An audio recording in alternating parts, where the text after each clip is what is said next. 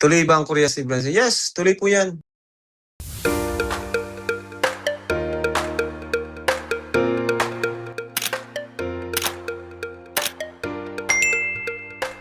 Ayan, isang mapagpalang araw po sa ating lahat. Magandang araw at gabi po dyan sa mga silent viewers at solid supporters ng EDC. Mega love shoutout po at kamusta po kayo?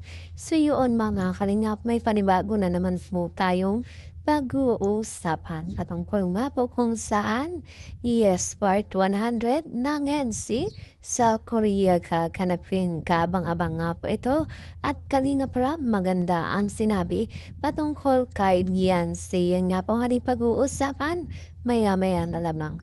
Pero lagi nga pong paalala sa inyo, bago po tayo magbigay ng ating mga komento at opinion, itapusin po muna natin ang kabuuan ng video ng sarili nga po ay akma po ang ating i-comment mga kalingap at lagi ko rin nga pong hiling sa inyo patuloy po natin suportahan ang mag-ama na matubang. Napakaganda nga po yung ipinapakita nila sa atin mga pagbibigay saya at tulong sa ating mga kababayan. Ipatuloy po natin suportahan at imaraton mga kalingap. Nang sa ganun nga po, mas marami pa silang matulungan, lalong-lalo na nga po dyan yung mga kapos sa pangailangan ay malinga po nila. At syempre, wag rin natin kalimutang suportahan ang kanilang may bahay. Walang iba, kundi sina Ate Edna Vlogs at Jackie Tapia. Wag po sana tayong magsasawang sumaporta. Mga kalingap, iyaan balik po tayo sa ating pag-uusapan at tatalakayin ngayong araw patungkol nga po kung saan nga po mga kalingap. Part 100 ng EDC sa Korea nga po gaganapin at yan nga po mga kalingap.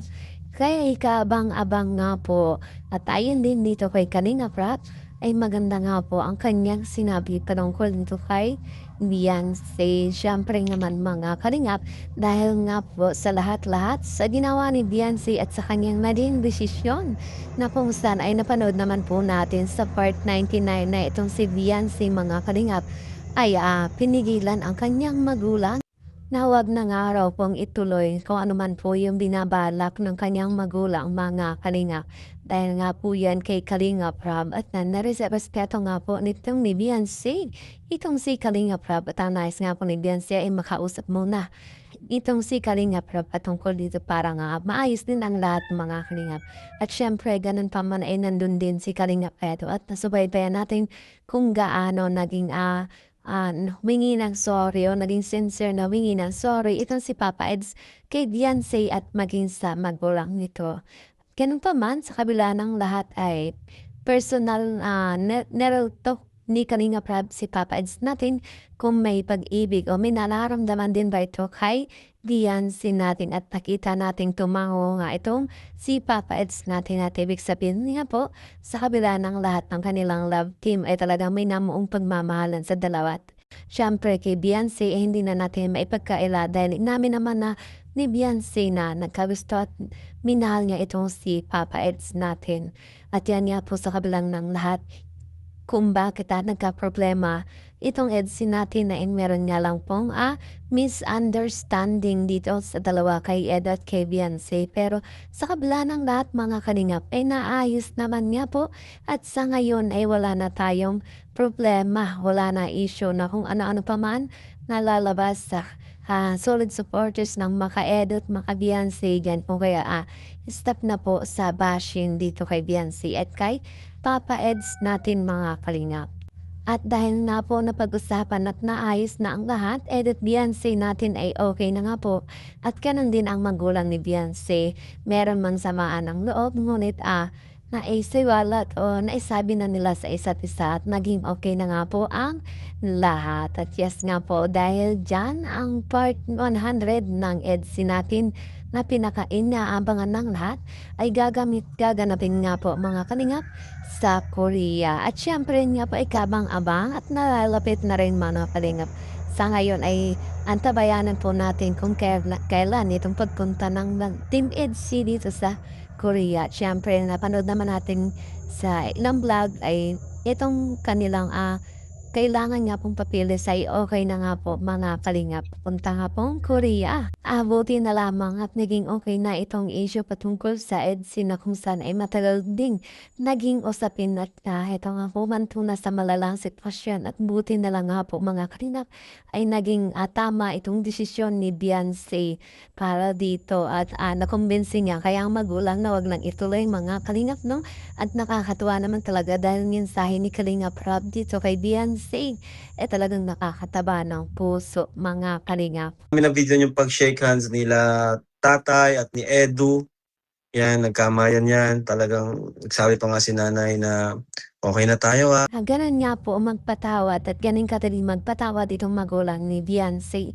Dahil nga po sa kabila ng lahat at meron din namang pinagsamahan, ay syempre papaids natin na pinatawad nila at syempre wala nang saamaan ng loob at okay na nga po sila mga kalingap. Okay, napakasarap sa pakiramdam ng mga nangyari. Na siyang ikinatuwa talaga ni Kalingap Rob dahil naayos na nga po ang issue patungkol dito sa EDC kay Edot kay Beyonce natin. Syempre, Kalingap Rob ay hindi niya pinabayaan na lumala pa lalo ang sitwasyon at agad na inaksyonan ng mga kalingap at binigyan niya ng oras na kausapin itong bawat side mga kalingap.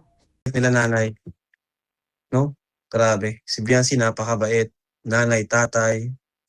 Sobrang bait po talaga nung At ganun pa man sinasabi ni Kalingap Rob napakabait nga po nito ni Beyonce at sa ganitong edad mga kalingap 18 years old ay ganito na nga po mag-isip at Beyonce natin tiniling maging okay ang lahat at hindi niya pa pinabayaan mga kalingap na mas lumala pa tumingi siya ng tulong dito kay Kalingap Rob na maayos na ang lahat kahit nga po si Beyonce ay gulong-gulong na at sobrang nasasaktan hindi nga po siya napapunta sa maling desisyon at nasa tama nga po mga kalinga. Bukod pa dyan, kinatuwa ni Kalingap Rob ang sa malinis na hangarin ni Beyonce dito sa Team Kalingap na sinasabi ni Beyonce na ayaw niyang madungisan itong Kalingap na sa pamamagitan lamang po niya sa pamamagitan ng love team nila ni Edot ni Beyonce natin. Ganyan nga po ka-mindset itong okay mature itong pag-iisip ni Beyonce natin. Siyempre, tapaids natin ay ito din ang hiling mga kalingap na magkausap na po sila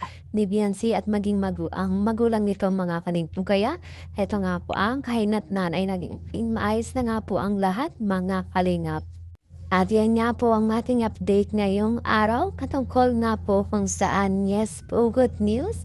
Part 100 ng EDC sa Korea nga po gaganapin at yan nga po mga kalingap ay kaabang-abang. Salamat po sa inyong palaging pagsuporta at panonood sa aking video. Salamat po.